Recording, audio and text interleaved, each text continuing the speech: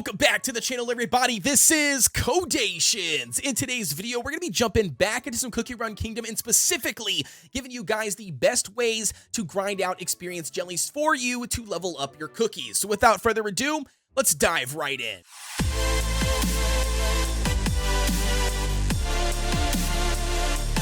Diving right in, ladies and gentlemen, so the first and the foremost best way to get experience jellies in this game is going to be through your cookie houses. Man, if you guys do not know, every time you level up your cookie castle, it will then unlock the ability to buy additional cookie houses, and not only that, every time you unlock new houses and a new castle, you can upgrade and level up that cookie house, and it's going to be absolutely crucial that you do this every single level, and not only that, periodically come in here and make sure you are claiming that experience, especially when it is full, even at those lower levels, because if it's full, it's not generating any additional experience, and therefore, you're going to be losing out. So you want to make sure, definitely, number one, you're going to be maxing out your cookie houses as every single level that you unlock for your castle, just to make sure you're getting all of the experience as you can per your level. Alrighty, so next up, we've got for the number 2 way to get experience jellies in this game is going to bring us to the Tower of Sweet Chaos.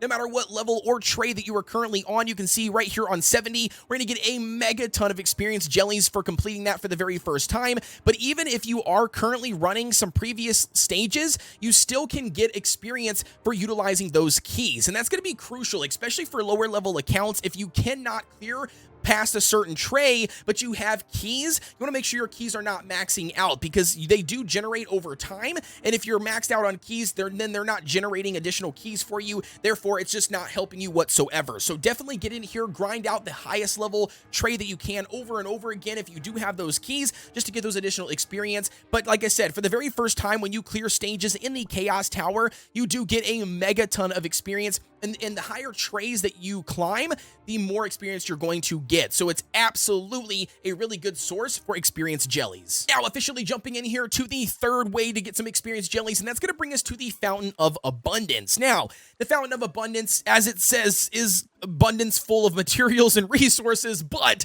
it's not going to be giving you as much experience jellies as things like the Chaos Tower or your cookie houses. But at the end of the day, it is a passive way to generate some resources, and that includes some experience jellies. Although it is very easy to forget, leveling this bad boy up, you want to make sure you are leveling it up with your cookie castle level, because if you don't, you're going to be missing out on some additional experience jellies and gold and everything else that you can get, from those additional levels on your fountain. So as you can see currently here right now, mine is level 11. I can go to level 12, which I need to be doing as soon as possible. I've got to build 5 hammers first, which we all hate building hammers because they take forever, but nevertheless, just know you can definitely grind out some passive experience here just from doing nothing, whether you're playing or not playing the game, and just claiming it, periodically through the day once it is full. Alrighty, and then jumping in here to another way to collect experience jellies, and that's going to bring us to the world exploration or the story mode. At the end of the day, this isn't going to be a massive amount of experience jellies, but it's an easy way to grind some out if you are short just enough to give you that extra level that you need on your cookies, because with it being the world exploration, you can get in here and use stamina jellies to then just continue, rinse, and repeat the exact same episode or stage over and over again to then grind out whatever experience jellies you are looking for. And not only that, it's a good source of like toppings and skill powders on top of that, so you're kind of getting, 2 birds with 1 stone. Also, another thing to mention here is that the higher episodes as you climb and farm give you additional experience jellies, and so definitely get in here. Don't negate running that. Obviously, if you're in here playing the game, you're going to be grinding out some experience jellies just by progressing in the overall story mode as much as possible. Already diving into another really easy way to gain experience jellies, and that's going to be a passive way or manual by getting in here and actually clearing these individual islands in the Tropical Soda Islands. But also, you can see here, after clearing so many islands, you will then passively be able to generate a bunch of different resources. Not only experience jellies, you'll be able to generate some crystals, some coins, and some stamina jellies. But the really important one we're talking about in today's video is going to be those experience jellies. It's not going to be a megaton like I talked about before, which is why it's going to be placed where it is on our list. But nevertheless, it is going to be the individual experience jellies that you can get out of here just for passively playing the game and it just running and doing its course, but making sure that you are getting in here when you have some islands that need to be reclaimed, because you can see like this one here,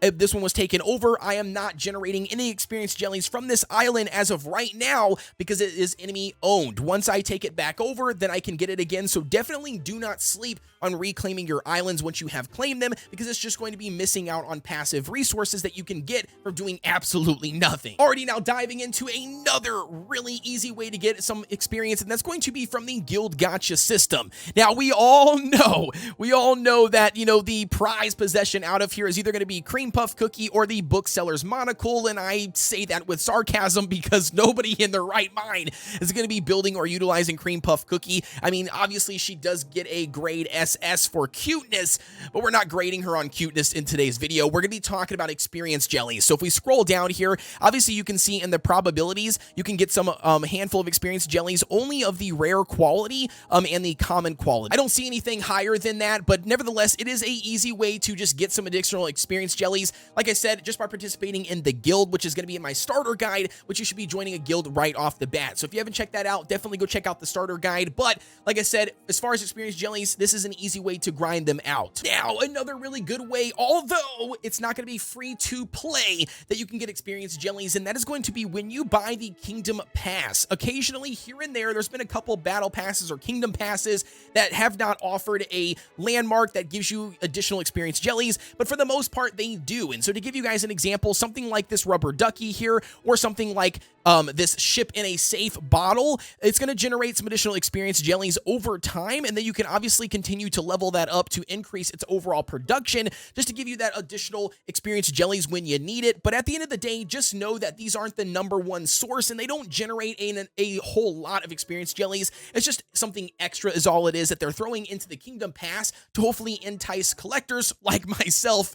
Let's be honest, it works. I buy it every time for just the landmark alone. But nevertheless, like I said, get in here. You can take advantage of that if you are paying to buy the Kingdom Pass. If you're not, unfortunately, this tip does not apply to you. Alrighty, and then jumping in here to the final way that I think is going to be a okay, decent way to get some experience jellies, and that's going to bring us to something like the metal shop or the trading port. Now, I'm going to tell you right now, in my personal opinion, I definitely do not think that this should be something that you do often, and it's going to be because, in my opinion, it's too costly. Like, I mean, whether it's going to be trading items in the trading port for experience jellies or coming in the metal shop, as you see here, it cost us 400 of the metals in order for us to buy 5 of these level 6 star jellies, which basically is going to be giving us only 1,600 experience. So at the end of the day, I don't think it's going to be worth it 100% to get in here and blow all of your metals or blow all of your resources trading in the trading port to get some experience jellies. But if you happen to be just a tiny bit short to get that additional level, to get that additional promotion, whatever you need, then it might not be the worst option when it comes to grinding out some experience jellies. But just know that there's going to be better options, like I said, that we've already talked about at the beginning of the video. That's going to be the better ways to get the experience jellies. So there you have it, ladies and gentlemen. Hopefully that gives you guys a better understanding of grinding out experience jellies in this game. I wish I had a secret tip or trick or something that I could tell you about, or a hack that would just give you a megaton, and unfortunately that does not exist here. This game is going to be a mobile game. It takes a lot of investment in time and hard work and grinding in order to really build up all of the resources that you need, and that also goes for experience jellies. So the biggest one that I can give you guys to take away from this video is definitely do not sleep on your kingdom aspect of the game. Definitely make sure that you are leveling up your cookie houses every single castle level that you increase to. Make sure you are doing that. Like I said, I've seen a lot of players, especially beginner players, loading into Cookie Run Kingdom recently and asking this question everywhere. We need more experience jellies, Code. How do we get them? What is the secret? And there is no secret. You just got to play the game. And with that being said, as always, please be sure to like, comment, and subscribe. Hit the notification bell. And don't forget, guys, to join the Discord. We've got a link provided down below in the description. We've got over 2,000 players. Most of them are going to be here for Cookie Run Kingdom. And if you have any questions or need any help, they would definitely be willing to help you. And also, by the way, if you haven't done so already, click these videos over here to the other side. There's a lot of beginner guides and everything that I've been putting in here and building for you guys specifically. So definitely go check them out. And as always, I will see you guys on the next one.